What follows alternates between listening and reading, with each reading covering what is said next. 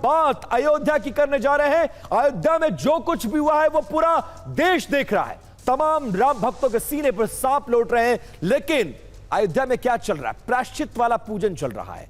मंदिर के अंदर 70 ब्राह्मणों को बैठाकर हवन किया जा रहा है कि जो कुछ हुआ प्रभु हमें माफ करिए। राम मंदिर में चोरी तो हुई, लेकिन शुरू हो गया अब शुद्धिकरण वाला अनुष्ठान।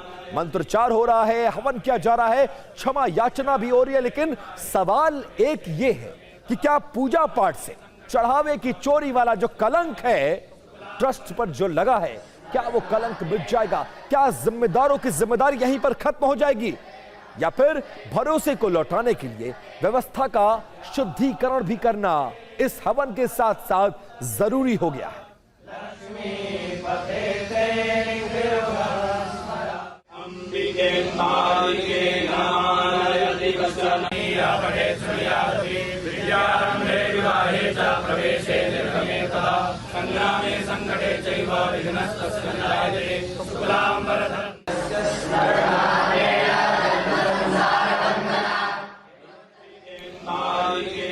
ये मंत्रोच्चार, हवन और यज्ञ पूजन रामद्रोह के कलंक से ट्रस्ट और मंदिर की शुद्धि के लिए करवाया जा रहा है। लेकिन सवाल यह है कि क्या दोष केवल आध्यात्मिक था या फिर प्रशासनिक? और अगर प्रशासनिक है तो फिर ट्रस्टों के कोषाध्यक्ष गोविंद देवगिरी इस्तीफा क्यों नहीं दे रहे हैं?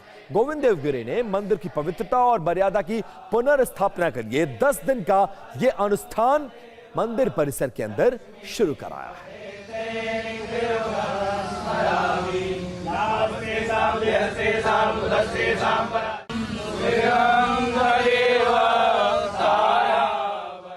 और इस उम्मीद के साथ यह हवन किया जा रहा है कि आग में कलंक की कालिक धुआं हो जाएगी।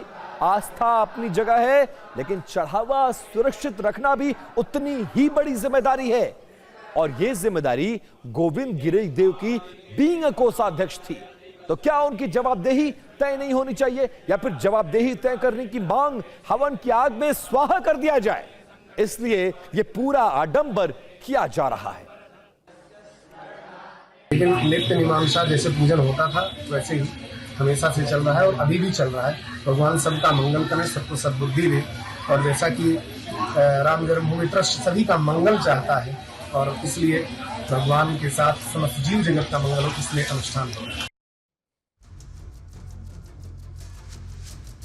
अब चोरी से मर्यादा हरण और मंदिर में शुद्धिकरण किया जा रहा है। लेकिन सवाल यह है कि क्या शुद्धिकरण पूजन से चढ़ावा चोरी का कलंक मिट जाएगा? प्रायश्चित से पहले व्यवस्था में चूक की जवाबदेही क्या तय नहीं होनी चाहिए? श्रद्धालुओं का भरोसा वापस अब कैसे आएगा? पूजन से या फिर पारदर्शिता से?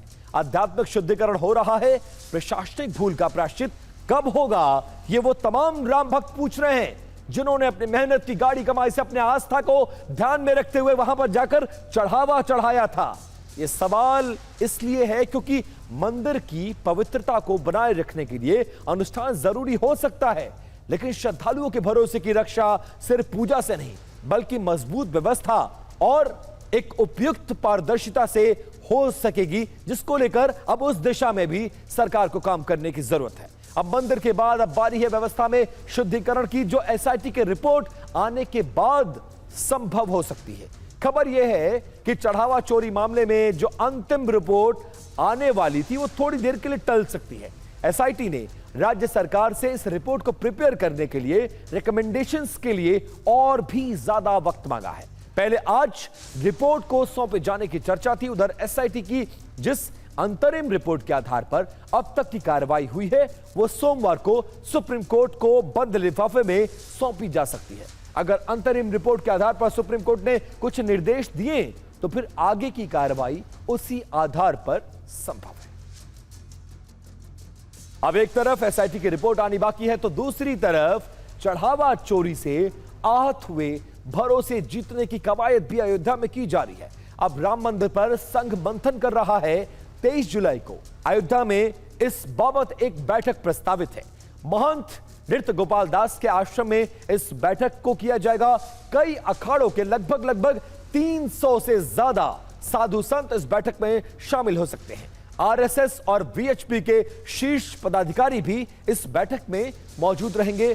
मंदिर विवाद के बाद पहली रणनीतिक बैठक इसे माना जा रहा है। अब बैठक का एजेंडा क्या है, क्योंकि चुनाव से पहले डैमेज कंट्रोल करने की कोशिश, भ्रम और अविश्वास राम भक्तों का, उसको दूर करने की कवायद और एसआईटी की रिपोर्ट पर विस्तार से बात किया जाएगा। अब तक के एक्शन पर इस पूरी बैठक में चर्चा संभव है।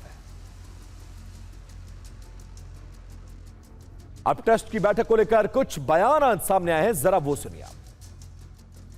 उधर चढ़ावा चोरी मामले को लेकर समाजवादी पार्टी हमलावर है। समाजवादी पार्टी की युवजन सभा ने लखनऊ के हजरतगंज चौराहे पर प्रदर्शन किया और प्रदर्शन के दौरान कार्यकर्ताओं ने सरकार और ट्रस्ट के खिलाफ जमकर नारेबाजी की। चढ़ावा चोरी, गद्दी छोड़ो जैसे नारे लगाए गए और मामले में निष्पक्ष कार्रवाई की मांग भी की गई है। कार्यकर्ताओं के बीच धक्का मुक्की और झड़प भी हुई है। हालांकि हालात को नियंत्रित करने के लिए पुलिस ने कई प्रदर्शनकारी को हिरासत में भी लिया और समाजवादी पार्टी ने मामले में निष्पक्ष जांच की मांग करते हुए ट्रस्ट से जुड़े वरिष्ठ पदाधिकारियों के खिलाफ कार्रवाई की मांग की है।